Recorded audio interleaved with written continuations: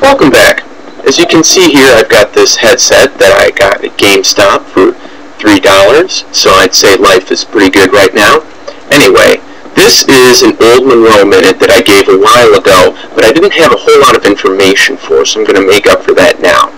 In 2008, Newsweek wrote an article which started out by talking about the G.E. Cartier Elementary School in London, Ontario, where teachers agreed to be duct taped to the wall while having pies thrown at their heads.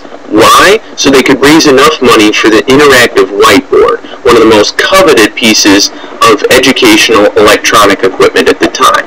In fact, it was shown to improve math scores, as well as improving attendance and participation rates, and reducing the needs for student disciplinary action, along with other wonderful things. Anyway, that's all the time I have, so thanks very much for watching this, and I will see you soon.